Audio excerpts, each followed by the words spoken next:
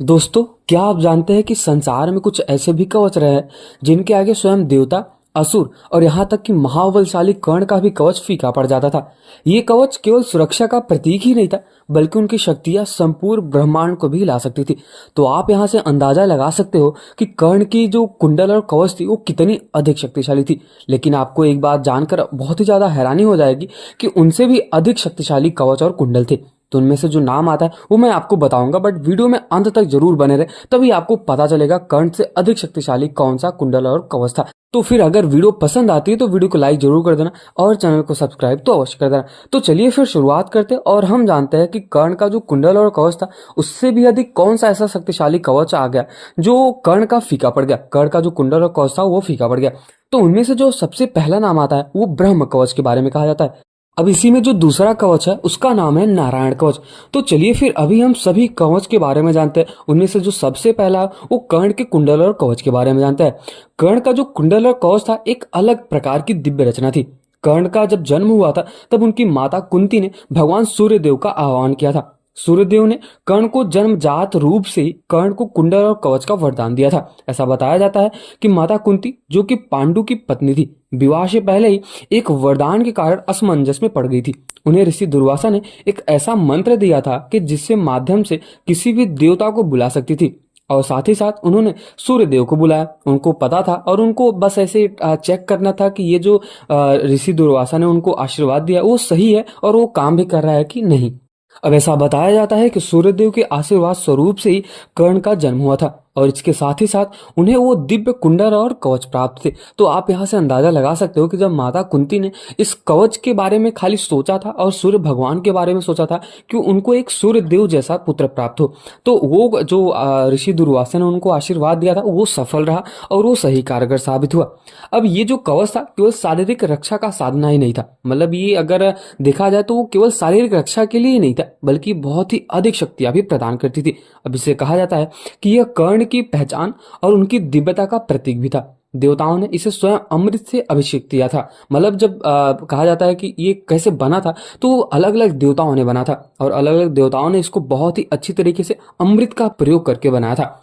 इसके कारण कोई भी शस्त्र कर्ण को भेद नहीं सकता था। जब कर्ण इसको पहन लेता था या फिर इसको धारण कर लेता था तो कोई भी ऐसा शस्त्र नहीं होता था जो इसको काट सकता था। परंतु मैं आपको बताना चाहूंगा कि ये जो कुंडल और कवच है यही कर्ण के मृत्यु का कारण भी बना था। अब हम चलिए फिर इसके बारे में जानते हैं। कर्ण के कवच का रहस्य जानकर इंद्रदेव ने ब्राह्मण का वेश धारण करके कर्ण के पास आते हैं और उनसे दान मांगते हैं, मतलब उनसे एक भिक्षा मांगते हैं। इंद्रदेव, उनको पता था कि ये जो कुंडल और कवच है उनके पुत्र अर्जुन के लिए सबसे बड़ा खतरा हो सकता था। कर्ण ने अपने महावीरता और दानवीरता का स्वरूप दिखाते हुए उन्होंने ये इंद्रदेव को कुंडल और कवच दान में दे दिया। लेकिन यह घटना उनकी मृत्यु की ओर सबसे पहला कदम बन गई थी।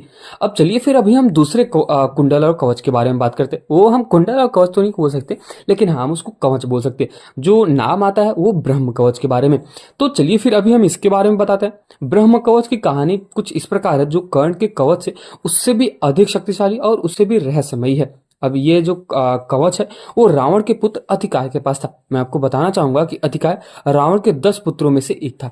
अपनी शक्ति और तेजस्विता के लिए जाना जाता था। उसे यह कवच स्वयं भगवान शिव से प्राप्त हुआ था।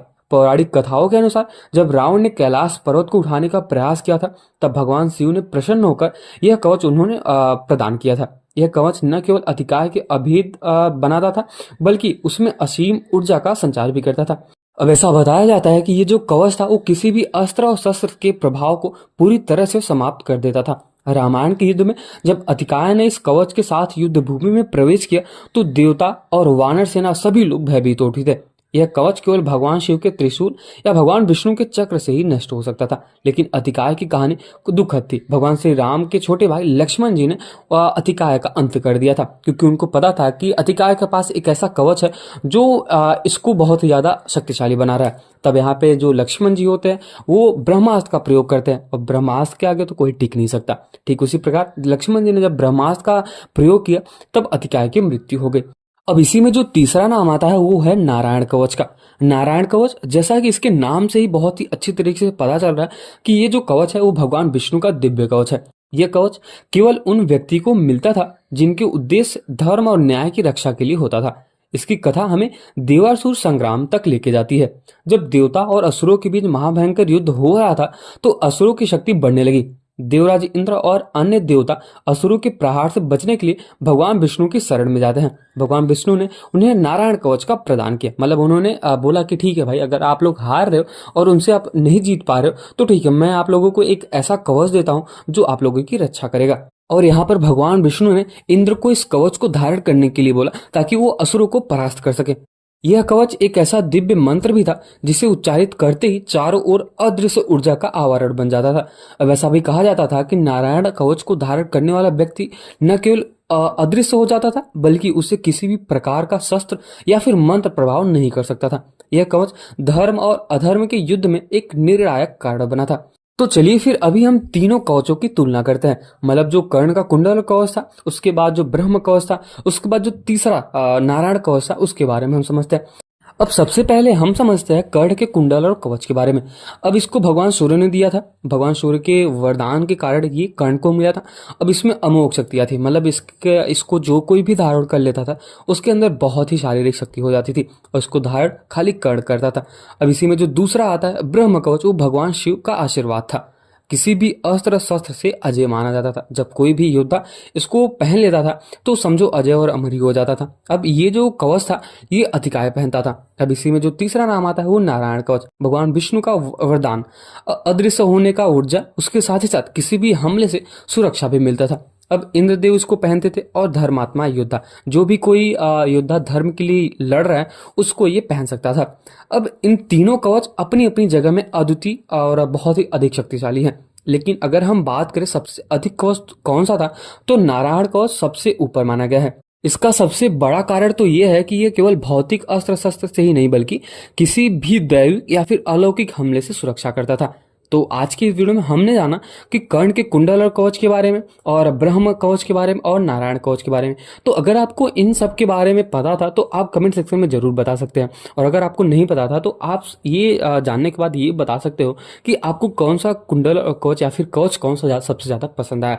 तो ये जो मैंने आपको कहानी बताई इसमें हमें कुछ ये भी समझने को मिलता है कि कवच केवल शारीरिक सुरक्षा ही नहीं होता या फिर उसका माध्यम ही नहीं होता, बल्कि ये व्यक्ति के धर्म, कर्तव्य और उद्देश्य के आधार पर प्रदान किया जाता है। कर्ण, अधिकार और इंद्र के माध्यम से हमें यह जानने को मिलता है कि शक्ति का सही उपयोग ही सामर्थ्य का कारण बनता है। तो अगर आपको इन तीन कवचों में से कोई एक कवच चुनने को मिलता तो आप कौन सा चुनते? मतलब यहाँ पे कर्ण का कुंडल या फिर जो ब्रह्म कवच था या फिर नारायण कवच? मुझे कमेंट सेक्शन में जरूर बताना। मुझे जानना है कि आपको कौन सा पसंद सबसे आया या फिर कौन सा सबसे अधिक शक्तिशाली लगा। तो आज के इस वीडियो में हमने जाना कर्ण के कुंडल कवच और ब्रह्म कवच और नारायण कवच के बारे में। तो अगर आपको ये वीडियो पसंद आया तो वीडियो को लाइक जरूर कर देना और चैनल को सब्सक्राइब तो अवश्य कर देना। और जाते जाते एक बार कमेंट सेक्शन में जय श्री कृष्ण तो जरूर लिख देना। और अगर आपको कुछ भी कर्ण के कुंडल और कवच के बारे में बताना है तो आप कमेंट सेक्शन में बता सकते हैं। जैसा कि मैंने आपको पहले ही बताया कि अगर आपको कुछ भी सुझाव देना या फिर सलाह देना तो आप बता सकते हैं। मिलते हैं किसी और वीडियो में, तब तक के लिए जय श्री कृष्ण।